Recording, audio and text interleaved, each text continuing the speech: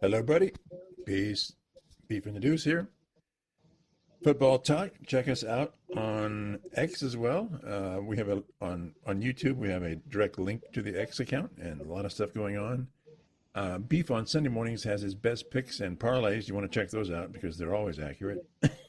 Yeah, jeez. Oh my God. Thanks, Chargers. Thank you, Chargers. God. And the Giants. Anyway. Who would have thought? The good news is the Buckeyes won. What were your thoughts? We were pretty accurate in saying it's going to be a quiet first half, and then they'll pick it up after that, which happened.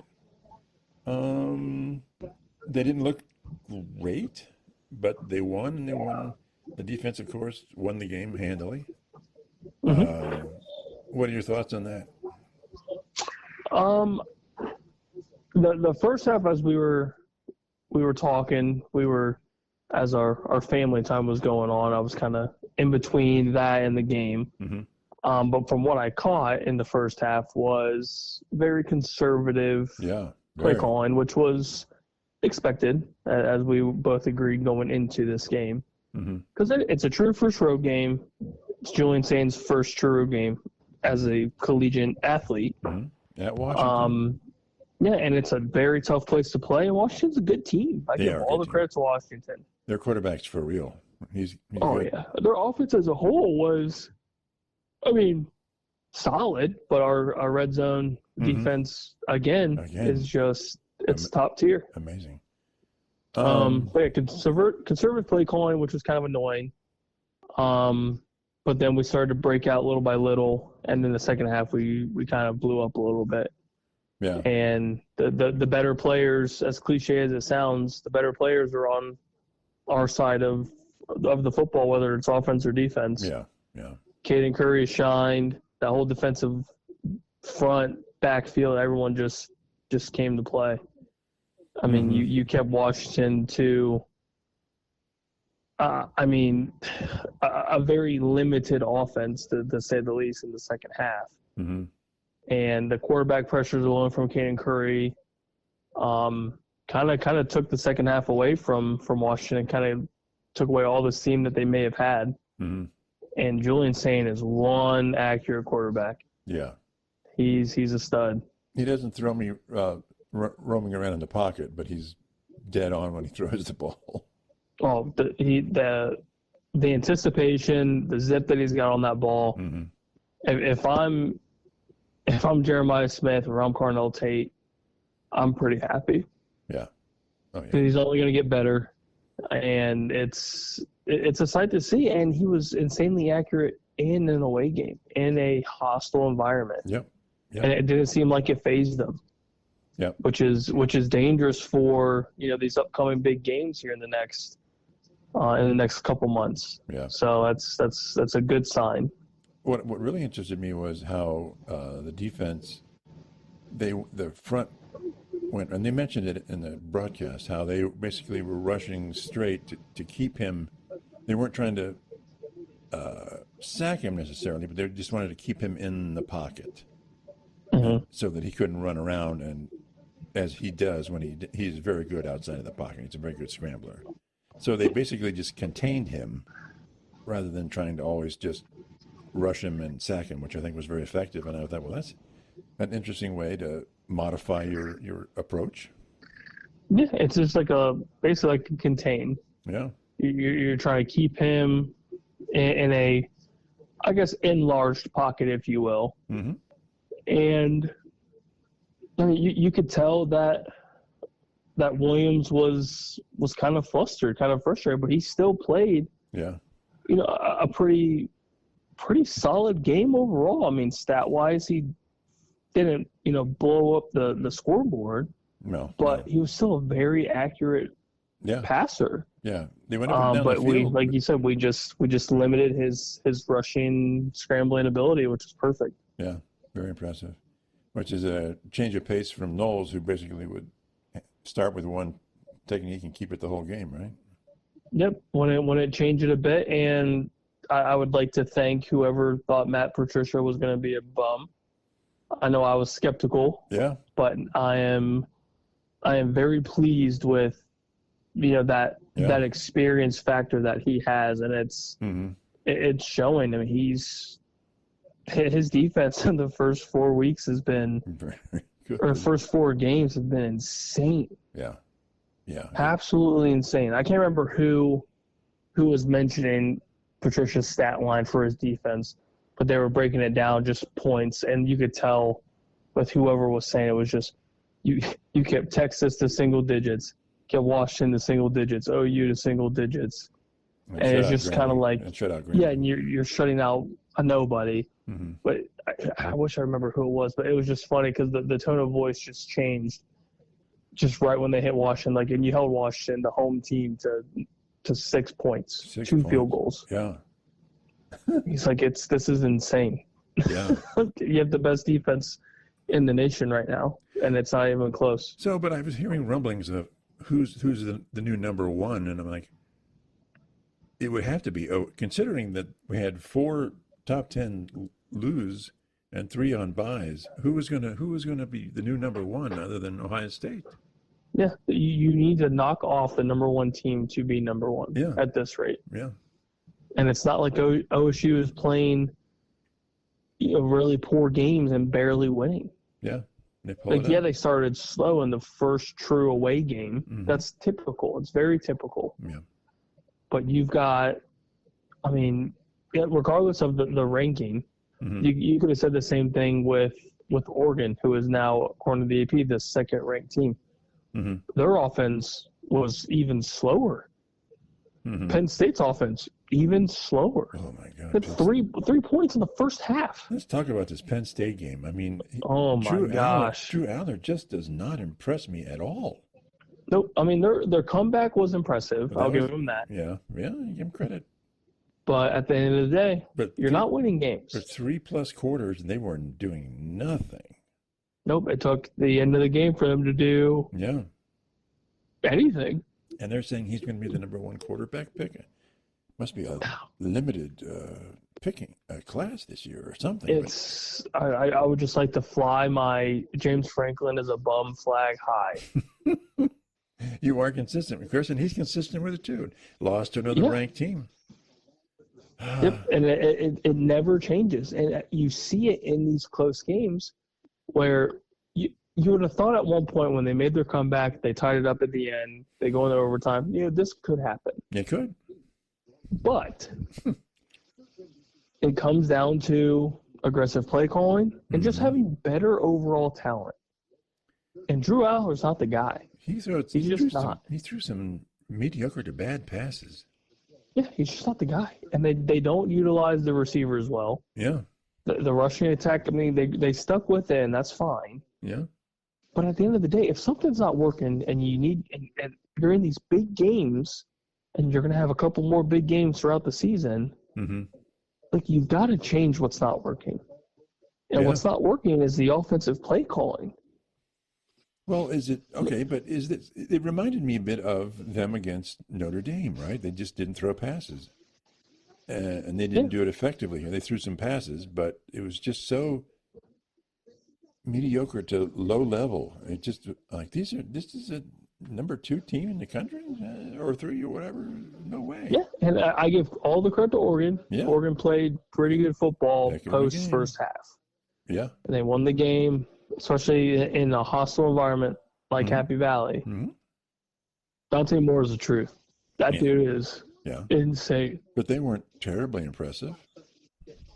No. But I like the composure that Dante Moore had in this game. Yep. He was never flustered. Flustered. Utilized his legs when he needed to. Mm-hmm. And their receiving core is just good. Yeah. They're really good. Yeah. Rushing attack against the Penn State defense was solid. Mm-hmm. And as much as some people probably hate Dan Lanning, I love the guy. Mm-hmm. He brings a necessary energy to that team. Absolutely. And it feeds off to everybody. Yeah. Everyone feeds off from it. It's great. Yeah. James Franklin is just he thinks his shit doesn't stink. I saw a commentator, wasn't at the game, but off, a commentator on one of the sites saying, so Penn State got 3 new receivers that were going to upscale and upgrade their passing attack. And he said, I have one question. Where were they? Where were they? They did not exist. They didn't exist. They don't utilize them well. They never do. And if they try to, Drew Allen with those piss poor passes. Ooh. It's not an impressive team, and I've felt that way forever. And his playing style is not pro level. I mean, he doesn't play as a pro quarterback. He can't. No pro team is going to say, okay, you go out and run the ball and win the game for us, and you're our main quarterback. And that's not going to happen. And I think it is the play calling. I don't think the play calling is great for Penn State. I don't think it ever has been. Yeah. It's a very run heavy, and then the occasional intermediate to deep ball. Everything else is very short, very conservative. And then you hope that, Singleton or whoever's running the ball on any given day breaks open a big run, and then they kind of play the kill the clock game. Yeah. Because if Penn State goes down more than 2 scores, they're not winning the game. They don't have the offensive firepower to win those games. But, okay, so this is what strikes me is, how did they just turn it around in the last 10 or 12 minutes? I mean, they were a different offensive team. They couldn't do anything, and then now they're throwing deep balls, and like, what happens here? I'm sure that the Oregon coaching staff's wondering that too. Did they just go super soft prevent, and then they just got burned? Yeah, you're trying not to give up the deep ball, but then they're chipping away, and they're chipping away, and they're chipping away. Well, they gave up a deep pass. Yeah, and that's the tough part about holding those leads late in the game is you play soft coverage. You want to keep everything in front of you, but at the same time, there's a very strong possibility that a big play breaks out, or there's a busted coverage, or they throw it over your head. Yeah. I mean, that's kind of what happened. Yeah. That first touchdown they did, was a minute and a half or whatever. I'm like, they're back in. Very quick. Yeah, and it goes to show you that, I mean, it kind of seems like Penn State may have something on the offensive side of the ball, but they're so stuck in that conservative play calling mode throughout the game, and if it doesn't work, they just continue to do it. It's very similar to, like you said, the Jim Knowles defense. It was so broken during, the Michigan losses that it was never changed. It was never fixed. And it's very similar to Penn State's offense, where it's, you continue to, trying to run the ball down their throat. And if it's not working, then you start to throw these little cute screen passes or these end arounds, and they don't work. And then you're backed up at, third and forever, and you don't utilize your receivers the way you should. And that's going to be a problem when you play Ohio State, when you play Oregon, when you play Michigan, when you play good teams. You're not going to be able to do anything. And that's on James Franklin. At the end of the day, it is his fault. You need to change it. If you want to be the best team that you believe you are, which, I mean, I will toot my own horn here. I've never believed you were a great team because you don't change anything. Right. You think whatever you have isn't broke, and obviously it's broke. You're not winning these clutch games, these close games. Yeah. I'm just shocked by that. Okay, so let's get to the top 10 list for today. I sent you mine late last night, early in the morning, and you're going to disagree with it, and it's different from the AP, and we'll just get into it, and I'll explain some of my thinking, okay? I'm scared. I know. Of course, I have OSU at number 1. And let's talk about the 3 teams on a bye: Texas, Oklahoma, and Miami. So Penn State lost, so there's a gap at 2. I had Penn State at 2 the previous week. So typically, like with Texas, they started 10. They were 10 and they didn't play, so I'm going to keep them at 10 as best I can. If other teams will jump over them, but I don't want to penalize them because they didn't play. So I left Texas at 10 because they didn't play. Oklahoma, I was going to leave where they were at 8, but then their quarterback went down. We learned that. So I was going to leave him there, but I thought, well, their quarterback was a difference maker. He's a pretty elite passer. Mateer is great. Yeah. He is solid. So I dropped them down to 12, just so that we can see if they can bounce back and play like they have before. And then if they start producing like they have been, then it won't be difficult for them to jump back up. So I put them at 12. Sooner Nation hates you. I know, but I like my Sooners anyway. So I thought, so okay, I'm gonna, with the gap after OSU, I just moved Miami up, and because Oregon didn't wow me with Penn State, I didn't put them at number 2. Okay. So I've got OSU, Miami, Oregon, and now you're just going to flip out on me. But I'm looking at the rest of the results from the top 10 of.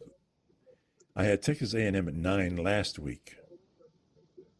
Texas A&M won their game. The people above them were either on a bye or they lost. And so I'm thinking, logically, I got Texas A&M at 4, and I know you think I'm out of my friggin' mind. They're not far off. They're only one off from me. So okay, so bad. I got Texas A&M at 4. They took care of their business. Impressed by Ole Miss. They won. They beat LSU. So I put Ole Miss. Now for me, so I got Ole Miss at 5. And then I'm like, yeah, I'm putting Indiana in here. I'm putting Indiana in here. And, absolutely. And I'm putting my head at 6. But I could flip Ole Miss or Indiana. So it could go either way with me, Ole Miss or Indiana. Okay. But Indiana's for real. They're just for real. There's no trying to deny their last 30, 40 years of football incompetence. They're for real. So it's OSU, Miami, Oregon, Texas A&M, Ole Miss, Indiana, and then I put Penn State at 7, drop them down. Yep. Then I put Georgia, then LSU, and then at 10 I have Texas, and at 11 I have Notre Dame. I was gonna put them in the top 10. Goodness. I know. They're right there for me. Insane. I'm not putting Alabama in the top 10. No way. So Notre Dame's right on the edge. They're playing good ball. I know they have 2 losses, and you think I'm crazy, but so it's 11, 12, and then I didn't put a 13. But if I had to put a 13, I'd probably have Alabama at 13. Oh my goodness! So tear me apart, but I like it. Texas A&M. You know, I'm an Aggie guy. I like. I like my A&M. You're something. I like my Ole Miss, and I just couldn't deny Indiana anymore. They got to be up. They got to be in there. So, you're something, I tell you. Yeah. You and Florida Bob, you guys are something. At least I didn't put Michigan State in there. Oh, he loves himself some Michigan State. I know it. He's Sparty born and bred. He loves Michigan State. He loves San Jose State. Oh, he likes Columbus State. He likes them all. Columbus State, yeah. Oh my. He loves the JV squad. I'm gonna get some text tomorrow. But I'll dive into my AP, and you can beat it up if you want. Even though I'm already going to destroy yours. No, tell me where I'm wrong. Why do you have Oregon, Miami then? Well, I think Oregon has the better win. But if they got a big quality win, it's at Penn State. You knocked off the number 2 ranked team in the nation. Okay. At their place. In double overtime. Yeah, which is, I mean, you expect close games, you expect hostile environment, you expect this, you expect that. You know what? And they were an underdog, and they came in and did their thing. Yeah. I'm not discrediting Miami by any means, but they do at this point get penalized for having the bye week. And Oregon wins a massive game. A lot of people, and hence the AP here, will bump them to 2 because of that. It's not fair, but that's how it's always been. Okay. Right. So for me, that's in my mind, knowing that that's more than likely going to happen, that influenced my decision as well to put Oregon at number 2. So you're at this point, you're OSU, Oregon, Miami. Right? Miami. Yep. Then it gets very, as I mentioned, it gets very murky after that. Very murky. Just a little bit, yeah. I've got Ole Miss. I've got Ole Miss at 4. You got Ole Miss at again. 4? Okay. Mhm. They're looking great. Yeah, They are looking great. So I had them at 5, and you had them at 4. Mm-hmm. But you were not an Ole Miss guy. But okay, go ahead. I'm not, but Mr. Lane Kiffin, he's got me. I'm in. Okay. I got Aggie Nation at 5. So we flipped Ole Miss and Texas A&M. Mm-hmm. All right. Yeah, I got Aggie Nation at 5. Okay. I've got Oklahoma at 6. Why? They win. I know their quarterback's down, and it's going to change next week. Okay. But as of right now, you can't. I mean, they Mateer's gone for at least a month, so everyone knows that, and their schedule is just going to get absolutely insane. So they are going to eventually probably fall out of the top 25 soon. Mm-hmm. I don't see them winning a lot of those games on their schedule, so I think this will be their last hoorah for me. So the AP had Oklahoma at 7 last week. Mm-hmm. And they have them at 5 this week. Okay. But I've got them at 6. Okay. All right. Then. Penn State 7. Okay. Hoosiers, your guys, Okay. Mr. Signetti at 8. Okay. Why that? Why? Okay. Why do we have the discrepancy in it? Although I have them at 6 and you have them at 8 and they have them at 8, so it's not that bad, really, right? No, not at all. I They're mean, they're still 10. undefeated. They're still in the top 10. That's what you want. And they are high atop the Big Ten rankings. They are. They absolutely are. It's who would have thought? I know I didn't. Yep. Yeah. What is it? Something. It's them. Maryland is 3. Who's the other one that's undefeated? Oregon. You have Buckeyes, Oregon, Indiana. Well, you said Maryland's still undefeated. No, but if you look at if you're going at the rankings in the conference, okay, it's Ohio State's number 4.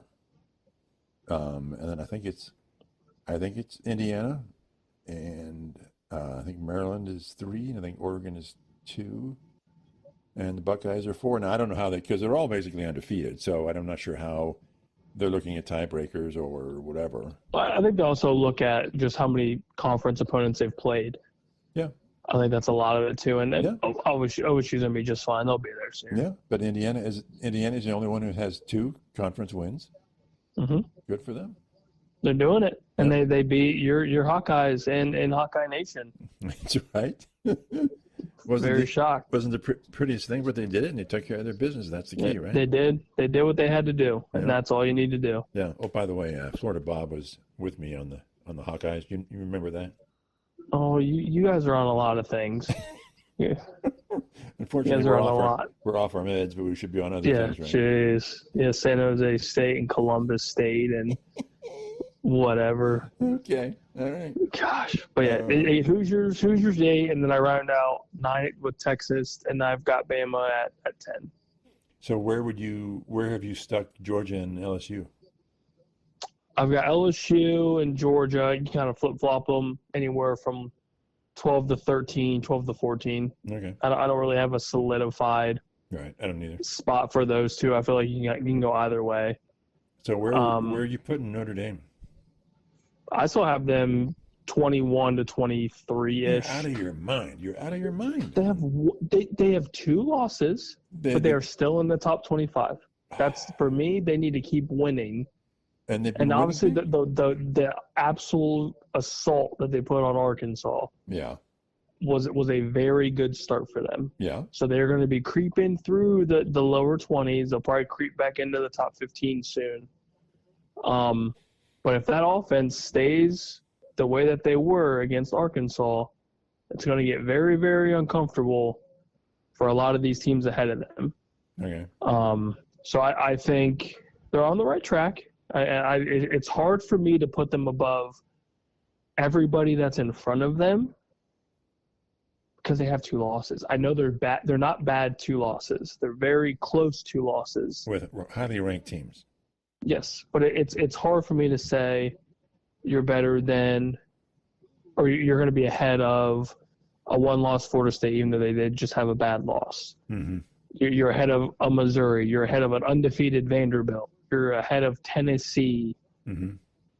I mean, LSU has their first loss against Ole Miss at Ole Miss. Mm-hmm. Georgia lost a very close game to Bama. Yep. So, I could say Georgia's probably better than Notre Dame.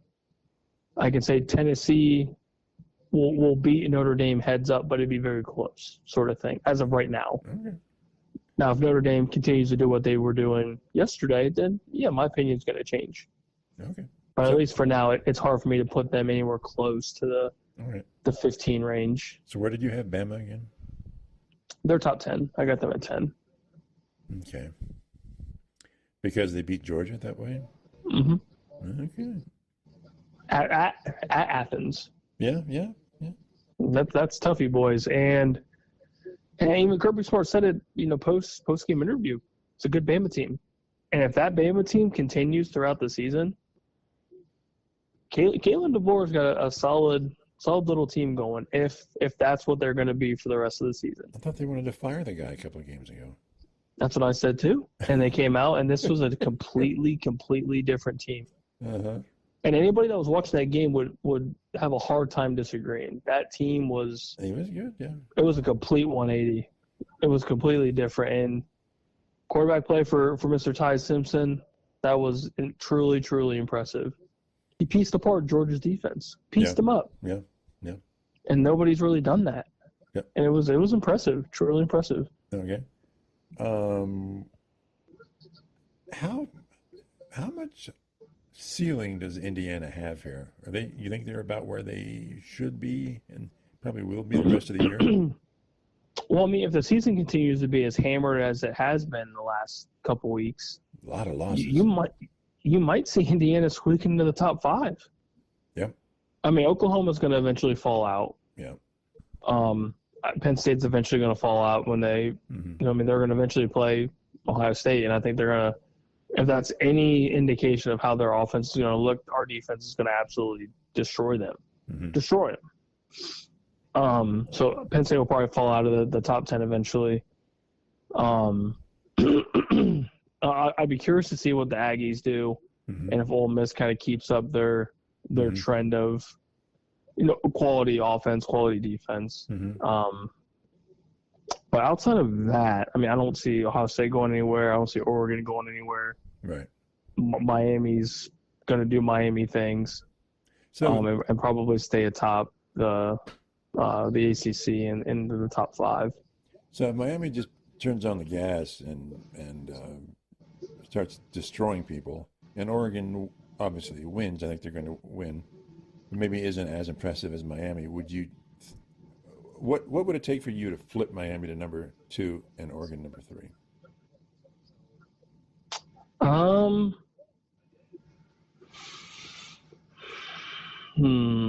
That's tough. I don't know. I think I tend to like what Oregon's putting out there, and Miami's kind of had a couple. At least with that Florida game, it was a little rough until the very end, and I think Oregon's going about it in a more smooth fashion. Again, Penn State's game was definitely that's their toughest game of the season to date. So it's going to be sloppy. It's going to be something that I don't think anybody that at least watches enough Big Ten football goes into that game thinking it's going to be a high scoring game. Yeah. So I think going post Penn State, I think Oregon as of right now is probably better than Miami. But that may change, throughout the season if Dante Moore just falls off the table and Carson Beck continues to kind of move up the quarterback rankings a little bit. But as of right now, I would say Oregon's just better. They're the better team than Miami as of now. Okay. All right. I'm just wondering, where do teams, like especially the West Coast teams, where do they fly into when they're going to play at Happy Valley?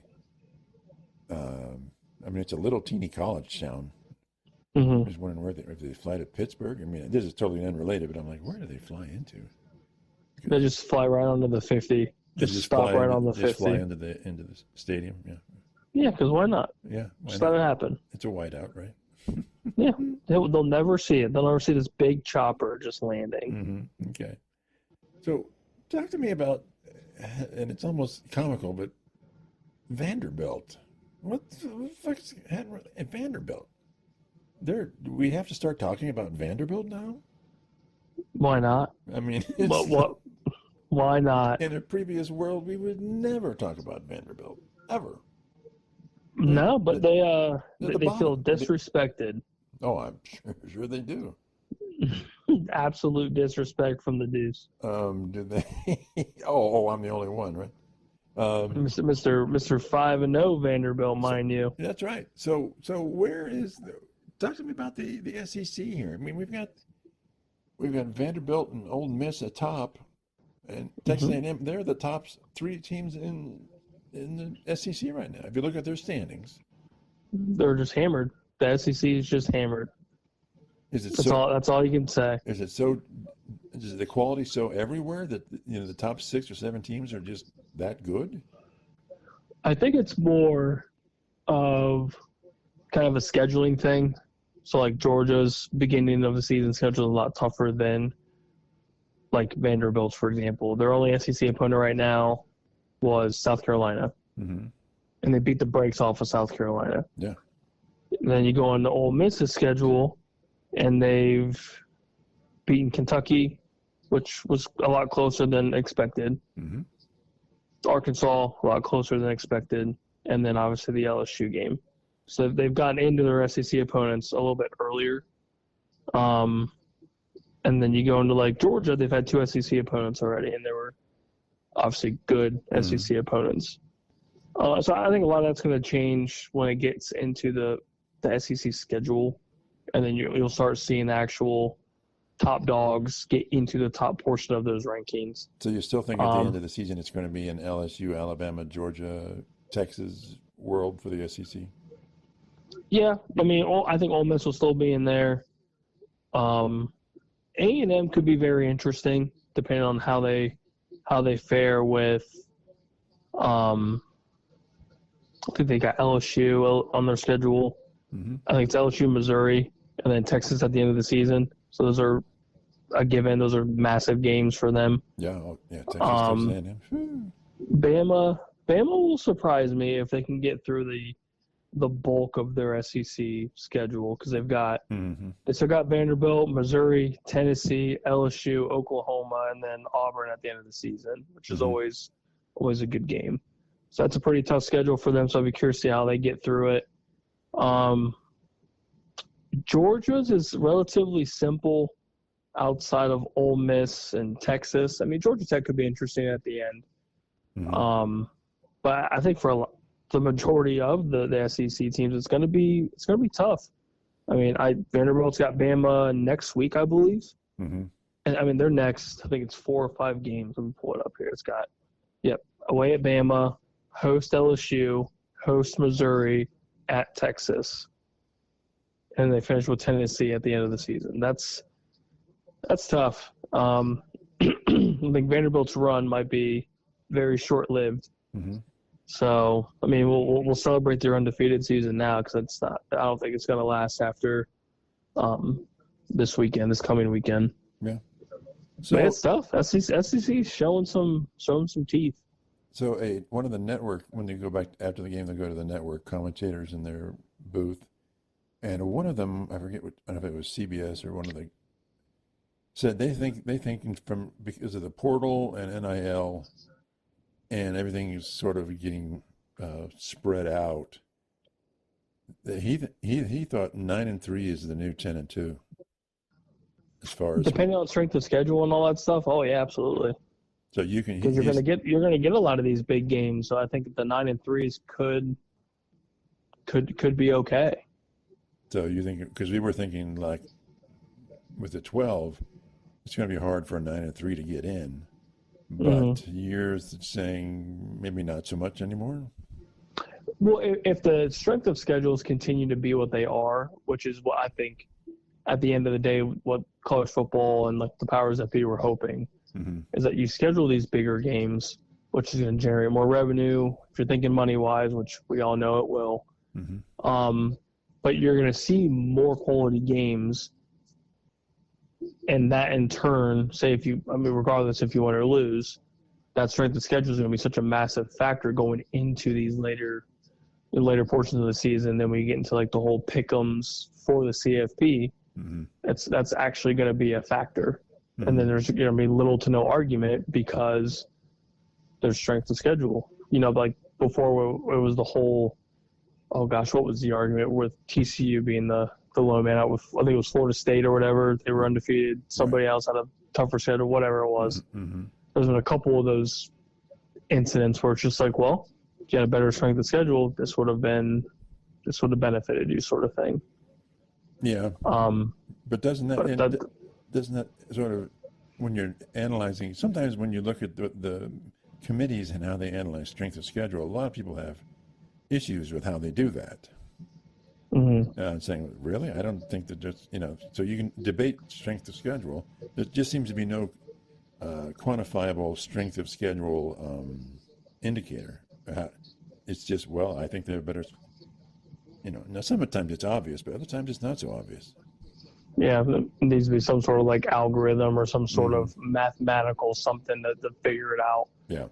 But I mean, anybody that watches college football, and I know this is me just assuming, but like if you look at the schedules for these teams, you can pick and choose. Like, yeah, this team was obviously good. This team was obviously bad. But yeah, it gets tough when it gets into the top 12 teams or the outside of the automatic qualifiers. What do you dictate as being a tougher schedule or a tougher team? And I mean, they're gonna have to figure that out sooner rather than later, because it's gonna get to the point where teams like Ohio State or obviously Notre Dame, they're going to schedule these big games at the beginning of the season. Yeah. Because, again, it generates revenue. At the same time, it gets your team ready for the bulk of your schedule, which is obviously important going into those massive games. Yeah. Okay. And is there any word or anything about they're putting it off during the 16-game playoff system, or is that still up in the air? I think it's up in the air, but I feel like it's kind of sort of solidified that it's going to happen. I think it's just a matter of when. Yeah, there seems to be some momentum for it, right? Yeah. I think it's just a matter of when exactly. Which, I mean, either way, I'm not going to be upset about it. I get more college football, so. Yeah. Yeah. And the CFB is obviously a very, very interesting dynamic now with more teams. So I'm excited either way. I mean, Buckeyes are going to be in it more times than not, so I mean, we're happy. Yeah. Okay. Let's see. Anything else in the college game? Obviously, we think Ohio State's going to beat Minnesota. A little night game action should be fun. Should be dramatic. Nice little environment. Yeah.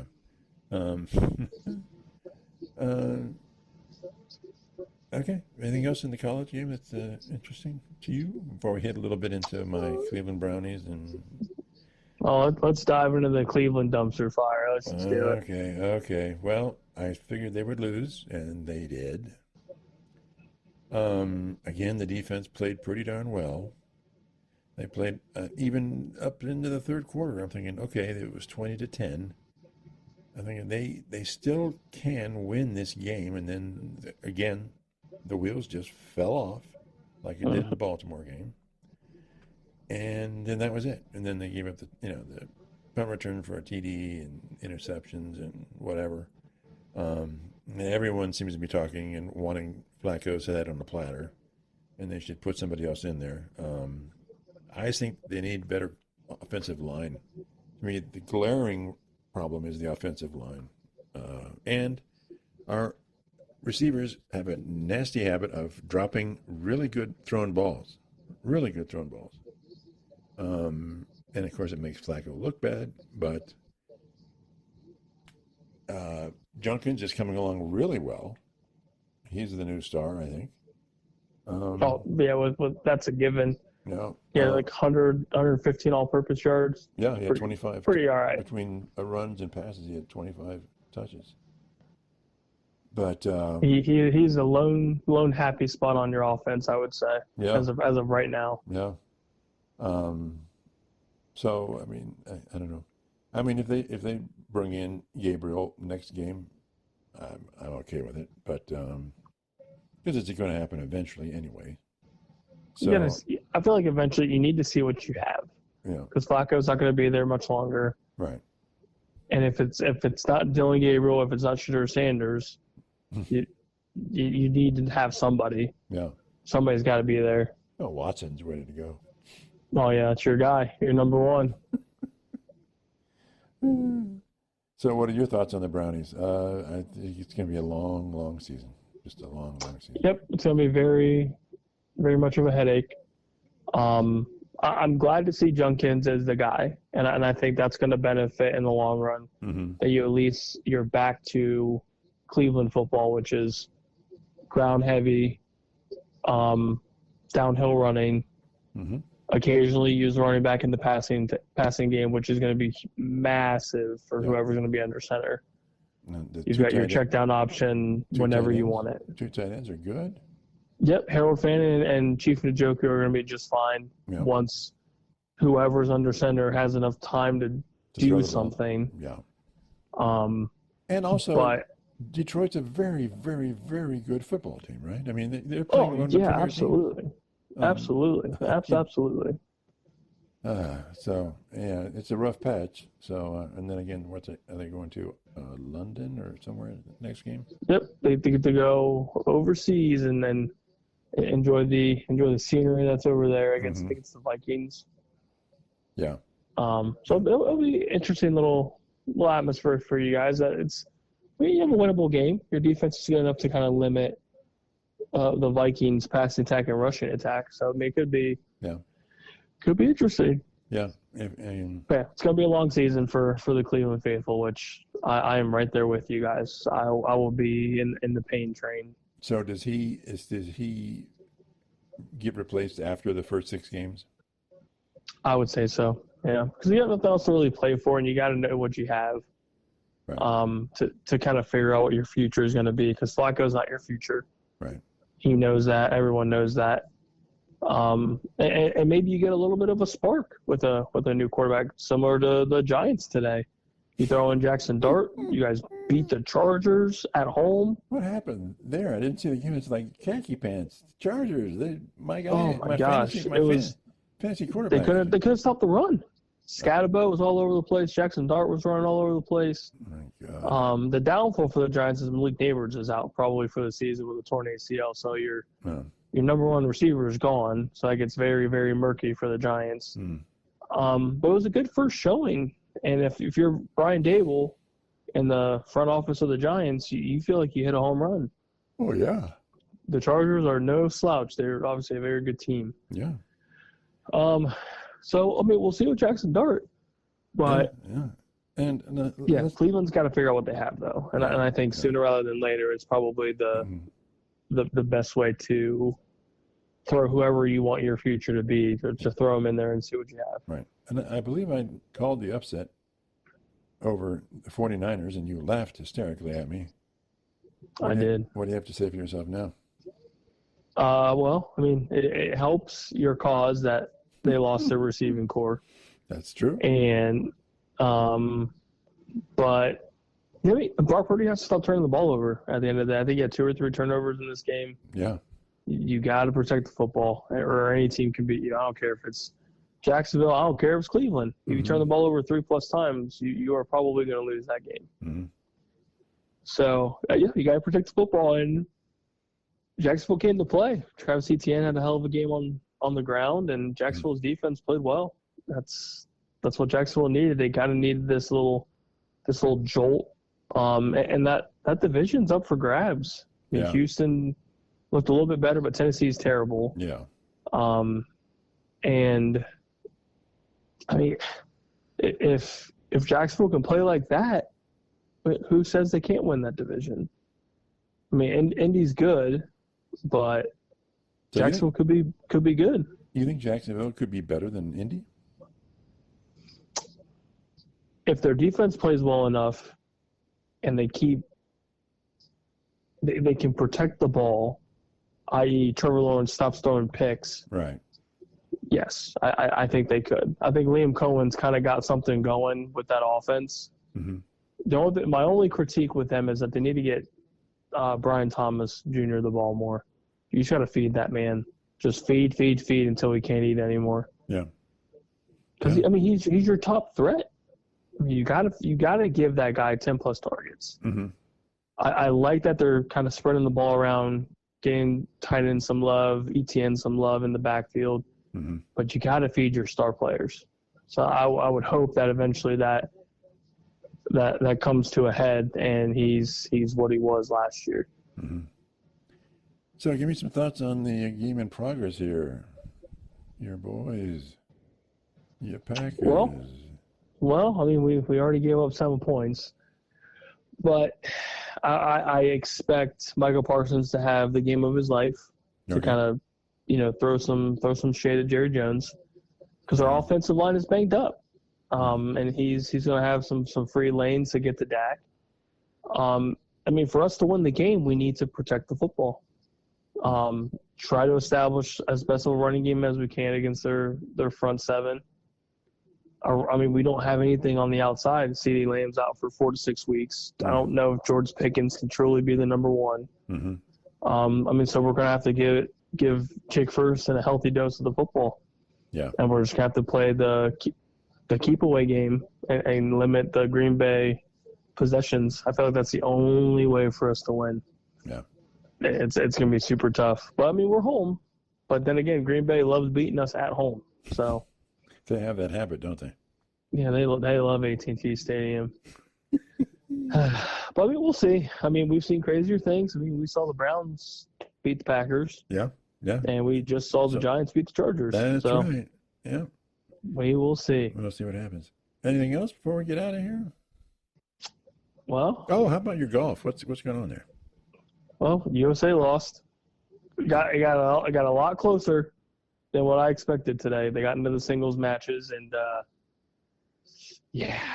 Europe pulled away at the very end. We need to sink a couple putts and not kind of put our backs against the wall, but we did. And the rest is kind of history. They got us towards the end, and Europe gets to keep the Ryder Cup for a couple of years. So it's a tough L, but it was exciting for anyone that likes golf. The singles matches in the Ryder Cup are just insane. The atmosphere at the course today at Bethpage, it was insane. If I was there, I would have not been sober. It was a riot. It was a riot. Okay. But yep, we'll be in Ireland in a couple of years for the next Ryder Cup, and hopefully we can bring the cup back to the States. Yep. Okay. All right. Well, that's it for us. Again, check us out on X. You got a direct link in the description box, and we'll talk to everybody soon. Bye.